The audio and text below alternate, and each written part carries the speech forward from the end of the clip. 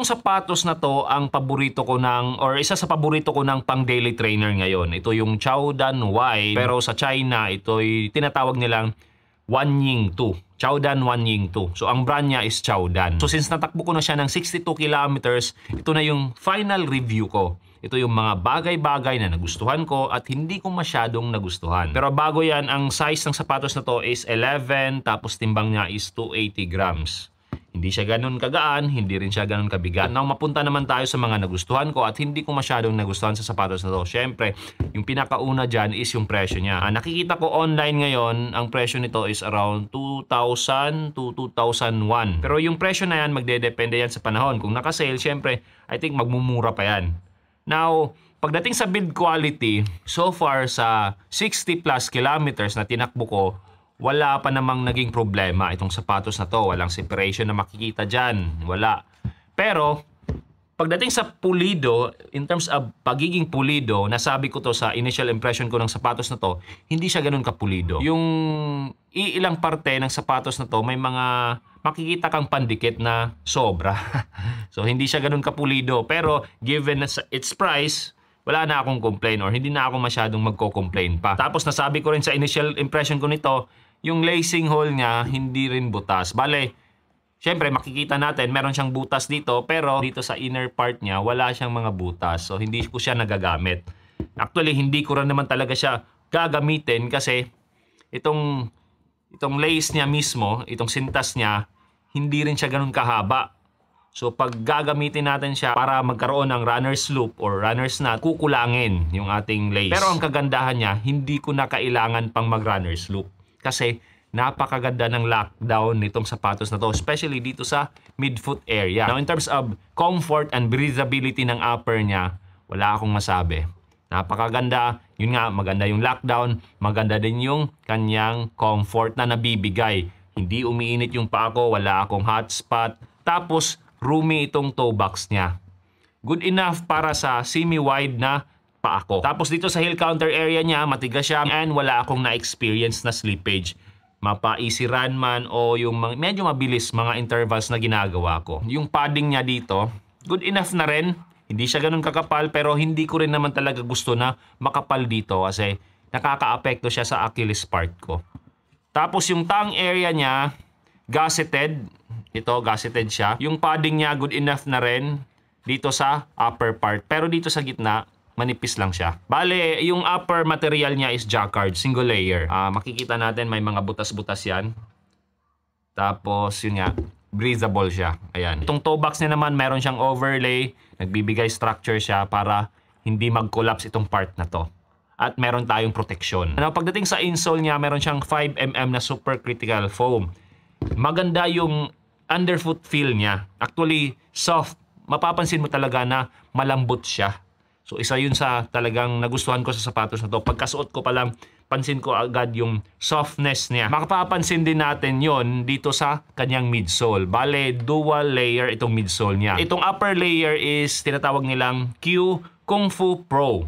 Bale, ito yung midsole technology na ginagamit din nila sa kanilang mga racing shoes. Malambot, tapos andun yung responsiveness, pero hindi naman talaga, para sa akin, hindi siya ganun ka-responsive compared doon sa aking Feeing PB 4.0 na Chaodan rin na pang-racing talaga. Pero ito, siguro tamang-tama lang. Pagdating naman dito sa lower part ng kanyang midsole, ito yung EVA part. Matigas, relative dito sa taas. So, bale, ito yung nagbibigay ng suporta dito sa taas kasi yun nga, malambot. Overall, yung midsole performance niya, base sa naging experience ko, mapa-easy run man, mapa-recovery run man, o kaya mga intervals ko. Pero take note, yung mga intervals ko, hindi siya ganun kabilis. Hindi gaya ng dati na talagang binibilisan ko. Kasi, gusto ko lang ibahagi lang din is that, yung mga training ko ngayon kasi is araw-araw akong tumatakbo.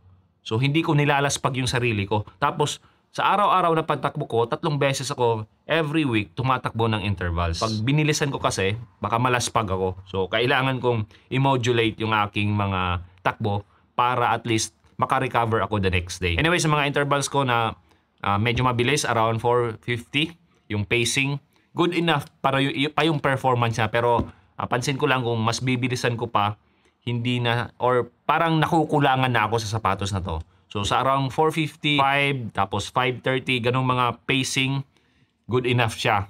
Tapos kung easy run lang naman, well, dun talaga para sa akin maganda ang sapatos na to kasi yun nga, maganda yung comfort na nabibigay niya, tapos flexible siya. Pagdating sa outsole niya, after 62 kilometers, ito yung makikita natin. Ayan. So meron siyang mga minimal na pudpod, ayan, dito sa gilid. Pero napaka-minimal lang. Diyan. Usually diyan naman talaga napupudpod yung mga sapatos ko, diyan. Minimal lang. By the way, itong outsole niya, CPU material yung gamit nila. The same sa Feeling PB 4.0 ko. So maganda ang experience ko sa ganitong material. Actually, tinatawag nila itong QASU na outsole. Pero sa pagkakalam ko, yun nga, yung material niya is CPU. Makapit, saka durable. Saka isang napansin ko sa mga outsole ng Chowdan, lalong-lalo na itong ganitong material, napakadaling linisan. Actually, brush lang ng konti, matatanggal talaga. Hindi yung tipong kakapit yung mga mancha. Pero gaya ng sabi ko dun sa initial impression ko dito, medyo manipis siya. Itong outsole niya. Ayan, medyo manipis. Pero so far naman, gaya ng sabi ko, in terms of durability, itong outsole technology nito or material na to, hindi naman siya madaling mapudpod. At gaya ng nasabi ko earlier, since malapad nga itong sapatos na to, napakaganda ng stability na nabibigay niya. Actually, promoted to ng Chowdan as stability shoe. Wala naman akong stability issue sa mga paa ko. Pero so far, na-appreciate ko yung stability na nabibigay niya. Parang hindi ako mas komportable yung paa kong tumakbo nito. Kasi hindi rin naman ganun ka-intrusive yung stability na nabibigay niya. Tamang-tama lang. So overall, masasabi kong sulit na sulit itong sapatos na to in terms of stability, in terms of pricing, in terms of performance na good enough para sa easy run ko, sa recovery run ko, para sa mga intervals ko na ginagawa. Pero yun nga, hindi ganun kabilisan. Kasi yun nga, kung masyadong mabilis na, I think hindi na nabibigay ng sapatos na to yung demand ng bilis. Kung naghahanap ka ng stability shoes na pwede sa mga easy run nyo, pwede sa mga recovery run nyo, pwede sa, sabihin na natin, mga tempo runs, threshold runs, intervals na hindi naman ganun kabilisan, well, marerekomenda ko itong Chowdan Wide or Chowdan Wanying 2.